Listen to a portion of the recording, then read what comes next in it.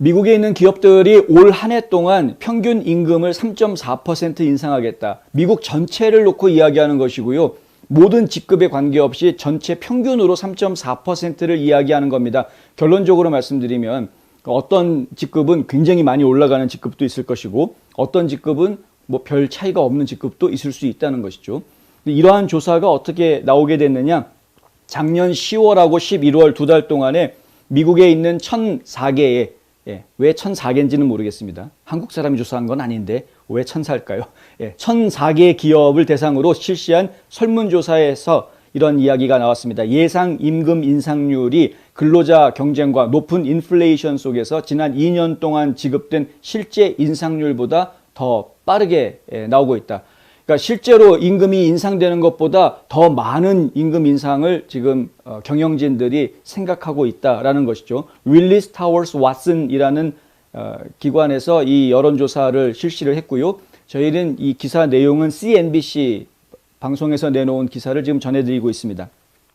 11월에 450만 명의 근로자가 직장을 그만두면서 미국의 일자리 창출이 사상 최고치에 가까워지고 있다. 이러한 현상은 위대한 사임이라고 불리고 있습니다. Great Resignation. Great Resignation. 이게 굉장히 중요한 단어입니다. 저희 나중에 시간이 지나고 나서 지금 이제 팬데믹 시대를 이야기할 때 뭐 Great Recession 이런 식으로 이제 지나간 과거의 경제 침체 기간을 뭐라고 부르는가 이제 단어들이 나오지 않습니까? 근데 지금 팬데믹 기간에 이 경제 현상을 Great Resignation으로 보고 있습니다. 그걸 저희가 좀 일단은 기억을 하면 좋을 것 같고요. 경제학자들에 따르면은 코로나19를 둘러싼 계속되는 공중보건의 공포와 팬데믹 기간 동안 축적된 보육의 의무, 그 다음에 높은 상대적 수준의 절약, 다른 요인들로 인해서 노동인구의 수가 감소했다. 아이들이 학교에 못 나가니까 집에서 아이들을 봐줘야 되니까 일하러 나갈 수가 없는 뭐 이런 상황들이 됐던 것이고요. 코로나 바이러스가 있으니까 혹시 일하러 나갔다가 감염이 돼서 병에 걸리면 어떡하느냐 이런 걱정 때문에 또 일하러 나가지 않는 분들이 있고요. 아예 회사가 그냥 매출이 안 나오니까 문을 닫아버리는, 그래서 없어져 버려서 회사에 나갈 수가 없는 이런 상황들이 벌어지게 되고 이래저래 해서 일자리가 없어지는 것들이 굉장히 많았습니다. 팬데믹 이전과 지금 현재를 놓고 이야기하면 450만 개 정도의 일자리가 차이가 나고 있다.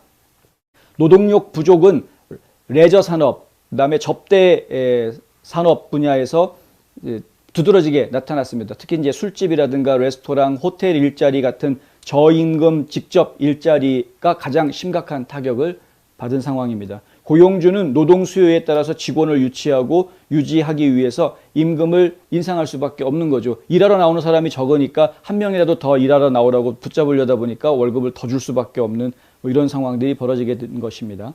임금 인상을 위해서 예산을 늘려야 하는 이유 뽑아라 그러면은 일할 사람 찾기가 어려우니까가 가장 큰 것입니다. 그건 뭐 어쩔 수가 없는 그런 상황인 것이죠.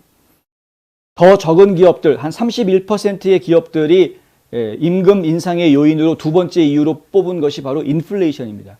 인플레이션 때문에 월급을 더 주지 않으면 사람들이 직장을 다른 데로 옮기려고 한다. 뭐 이런 이야기가 나옵니다.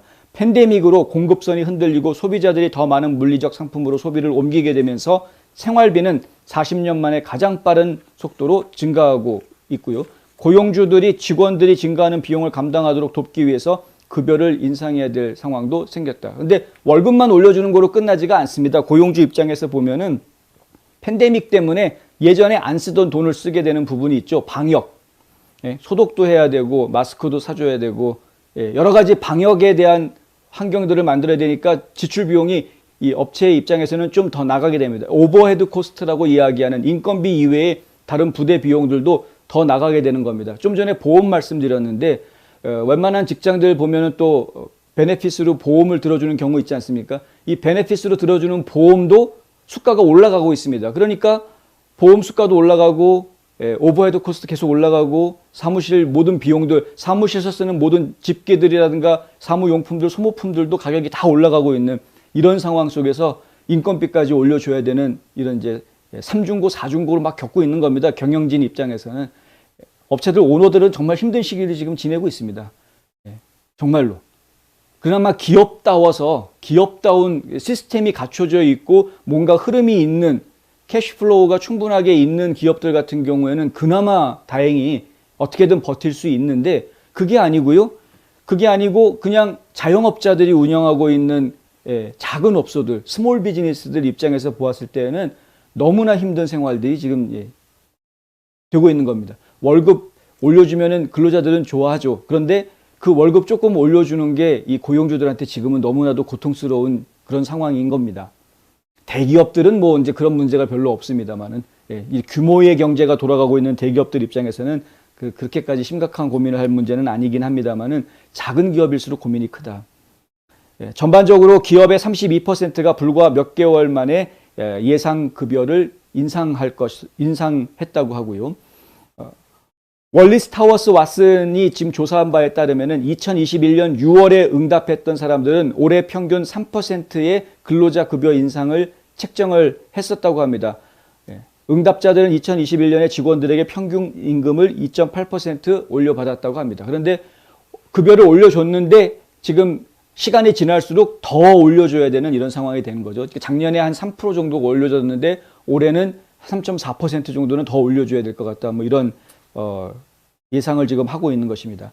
골드만삭스 같은 경우에는요, 작년에 직원들 보너스를 33%를 늘려줬답니다. 직원들 보너스 준 것만 177억 달러랍니다. 전년도에 비해서 44억 달러를 더 썼답니다. 직원들 보너스로. 이렇게 안 하면은 인재들을 놓칠 것 같으니까 이렇게 해서라도 인재들을 붙잡아 두려고 하는 것이죠. 이 직원 1인당 평균 보수가 골드만삭스가 2020년에 32만 9천 달러였었는데 2021년에는 40만 4천 달러. 그러니까 불과 1년 사이에 연봉이 한 8만 달러 정도, 8만 달러 좀 안 되게 오른 겁니다. 와. 8만 달러면은 웬만한 사람들 1년 연봉인데 이건 상승한 연봉이 8만 달러. 하여간 골드만삭스는 그렇답니다. 이렇게 좀 월급 팍팍 줄 수 있는 그런 큰 회사가 되면 얼마나 좋겠습니까, 다들. 근데 이렇게 큰 회사들 말고 작은 회사들은 진짜 힘듭니다, 지금 상황이. 지금 이 작은 회사들이 어떻게 여기서 버텨내야 되느냐. 그래서 없어진 업소들이 너무나 많고요. 이 없어진 팬데믹 기간 동안에 없어진 작은 업체들은 통계에 잘 잡히지도 않습니다. 왜냐하면은 아예 이런 것들이 통계에 잡힐 정도가 되면은 그나마 규모가 좀 있는 회사들이고요. 아예 작은 회사들은 뭐 직원이 5명도 안 되는 작은 회사들은 통계에 잡히지를 않죠. 어지간해서는 그냥 개인 기업, 1인 기업 이런 식으로 처리가 되기 때문에 회사로 처리가 되지 않고 그냥 묻혀버리는 그런 숫자들이 많습니다. 근데 참 안타까운 일이고요. 경기가 좋아진다, 뭐 살아날 것이다라고 정부에서 이야기하는 것들, 그 지표들이 저희가 실제로 현장에서 느끼는 거하고 너무나 다르기 때문에 그것도 이제 계속해서 저희가 좀 지켜봐야 될 부분, 정부가 일을 잘하고 있는지, 돈을 쓰려고는 하는데 그걸 제대로 잘 쓰고 있는 것인지 맨날 뒤통수 맞고 사기나 당하고 이 사기치고 정부도 눈먼 돈 하고서는 이 정부 돈이라는 게 사실 실체가 없는 겁니다. 정부 돈이 아닙니다. 다 국민들 돈입니다, 그게. 연방정부든 지방정부든 정부의 돈이라는 것은 결국 국민들이 세금으로 준 겁니다. 국민들 돈입니다. 근데 그걸 갖다가 그냥 눈먼 돈이라고 막 사기쳐가지고 가짜 신고해가지고 도둑질해 가는 놈들도 있질 않나. 물론 다 잡힐 겁니다만은. 그리고 이런 상황 속에서 진짜 도움이 필요한 사람들은 어떻게 도움을 요청해야 될지를 몰라가지고 계속 도움 자체를 받지를 못하는, 심지어 어떤 분들은 그냥 내가 정부에서 무슨 도움을 받아 아예 자포자기 해버리는 분도 있고요. 그래서 여러 가지 문제들을 저희가 계속 보고 있는데 하여튼 경제가 살아나기 위해서 가장 중요한 부분 바로 이 소기업들입니다. 스몰 비즈니스들이 살아나지 않으면 아무 의미가 없습니다. 왜냐하면 스몰 비즈니스들이 살아나야 중산층이 두터워지기 때문에 그렇습니다. 월급쟁이 생활에서 중산층을 두텁게 하는 방법 가지고서는 부족하다라는 거죠.